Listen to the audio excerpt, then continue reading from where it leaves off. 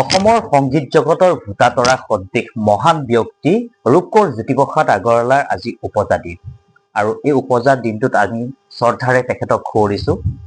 তেখেতৰ যি সৃষ্টিৰাজি, তেখেতৰ অসমীয়া সংগীত জগতৰ যি অৱদান, সেই অৱদানৰ কথা হয়তো আপোনালোকক কোৱাৰ প্ৰয়োজন নাই।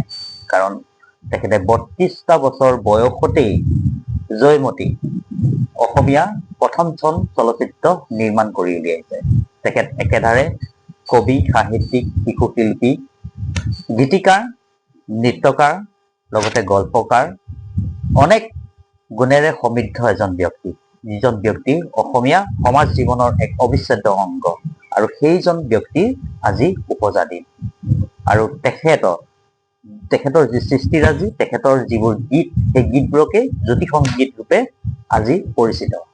আৰু আজি এই পবিত্ৰ ক্ষণত আজি আমি যি নৱপ্ৰজন্ম আছে, নৱপ্ৰজন্মই সাধাৰণতে জ্যোতি সংগীতেই হওক, বিষ্ণুৰাভা সংগীতেই হওক, এইবোৰ চৰ্চা নকৰে। কিন্তু তাৰ পৰিৱৰ্তে আমাৰ সৈতে উপস্থিত আছে এই তিনিওগৰাকী শিশু শিল্পী, যি শিশু শিল্পীয়ে দীৰ্ঘদিন ধৰি চৰ্চা কৰি আহিছে জ্যোতি সংগীত আৰু বিষ্ণুৰাভা সংগীত। আজি এই পবিত্ৰ ক্ষণত, আজি যিহেতু ৰূপকোঁৱৰ জ্যোতিপ্ৰসাদ আগৰৱালাৰ উপজা দিনত আমি কেইটামান জ্যোতি সংগীত গাবলৈ চেষ্টা কৰিম। গতিকে প্ৰথমে মই চিনাকি কৰাইছোঁ, তোমাৰ ভাল নামটো? নমস্কাৰ, মোৰ নাম শ্ৰী ৰূপম বৰদলৈ। মোৰ ঘৰ সিৰাবাৰী। আৰু তোমাৰ নামটো? নমস্কাৰ, মোৰ নাম শ্ৰী জিমলি দাসম, মোৰ ঘৰ হাতীগড়ত। আৰু তোমাৰ? নমস্কাৰ, মোৰ নাম তনুশ্ৰী বৰদলৈ, মোৰ ঘৰ নাৰায়ণবাৰী। নিশ্চয়কৈ। আৰু দীৰ্ঘদিন ধৰি জ্যোতি সংগীত তেখেতসকলে চৰ্চা কৰি আছে, বিষ্ণুৰাভা সংগীত চৰ্চা কৰি আছে। গতিকে আমি প্ৰথমে কি শুনিম? প্ৰথমে আমি জ্যোতিপ্ৰসাদ আগৰৱালা দেৱৰ এটি গীত গাম, লুইতৰ পানী। লুইতৰে পানী যাবি অবৈ, লুইতৰে পানী যাবি অবৈ, সন্ধিয়া লুইতৰ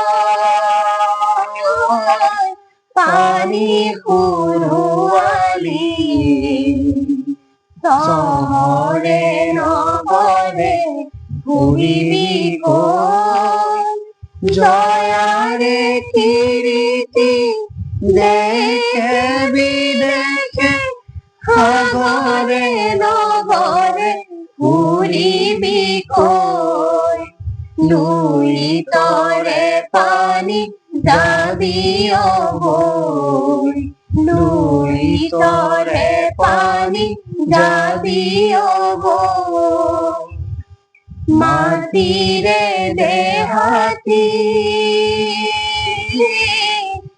এৰি জয়মতী, জ্যোতিৰে দেহাতী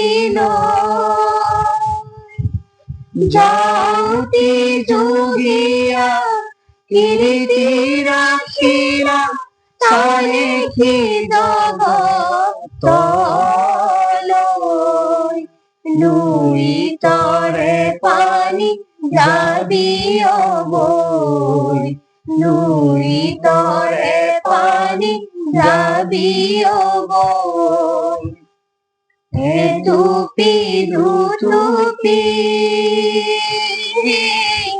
তেজে তিনুটুপি, দেশৰ হকে জয়া গলে বিদায়, অসমৰ জীয়ৰী, অসমৰ বোৱাৰী, এটুপি চকুলো জোৱা পেলাই, লুইতৰে পানী যাবি অবৈ, লুইতৰে পানী যাবি অবৈ, সন্ধিয়া লুইতৰ পানী সুৰুৱালি, চহৰে নগৰে যাবি অবৈ, জয়াৰে কীৰ্তি দেশে বিদেশে, সাগৰে নগৰে ঘূৰিবি কৈ, লুইতৰে পানী যাবি ও বৈ নৈ তৰে পানী যাবি ও বৈ। গতিকে আমি আৰু গীত গাম। গতিকে এয়া হৈছে আজি পবিত্ৰক্ষণ। পুনৰ কৈছো যে আজি ৰূপকোঁৱৰ জ্যোতিপ্ৰসাদ আগৰৱালাৰ উপজা দিন। গতিকে উপজা দিনটোত আমি তিনিগৰাকী শিল্পীক লগত লৈ পেলাই আজি ND24ত আমাৰ সৈতে উপস্থিত আছে। গতিকে আমি এতিয়া আকৌ পুনৰ শুনিব বিচাৰিম। গতিকে এইবাৰ কি গাবা? আইদেউৰে বুলনিতে। আইদেউ বুলনিতে।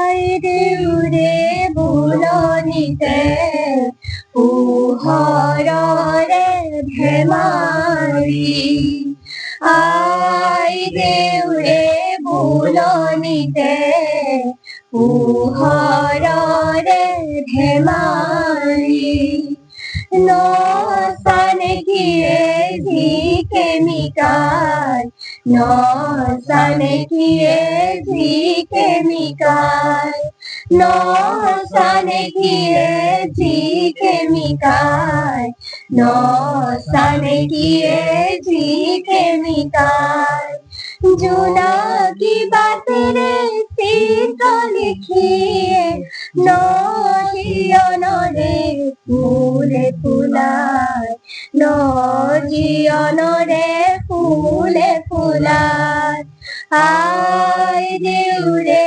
বুলনিতে পোহৰৰে ধেমালি, আইদেউৰে বুলনিতে পোহৰৰে ধেমালি। নিশ্চয়কৈ আপোনালোকে যদি চাই এই সকল শিশু শিল্পীয়ে কিন্তু এই ৰিলছত সময় নষ্ট নকৰি এনেদৰেই জ্যোতি সংগীত আৰু বিষ্ণু ৰাভা সংগীত চৰ্চা কৰি বৰ্তমান তেখেতসকলে এটা খুব সুন্দৰ পৰিৱেশ গঢ়ি তুলিছে। গতিকে মই দেখুৱাইছো ইয়াত তিনিগৰাকী মৰিগাঁও শিল্পী শিশু শিল্পী। গতিকে আজি এই পবিত্ৰক্ষণত ৰূপকোঁৱৰ জ্যোতিপ্ৰসাদ আগৰৱালাৰ যি জন্ম দিৱস আৰু জন্ম দিনটোত দুটাকৈ তেখেতসকলে গীত গালে। গতিকে আমি ND24 দৰ্শকসকলক এই দুটা গীত এৰিলো। আপোনালোকে নিশ্চয় চাই ভাল পাব, কাৰণ এনেধৰণৰ শিল্পী আগুৱাই যোৱাৰ ক্ষেত্ৰত আপোনালোকৰ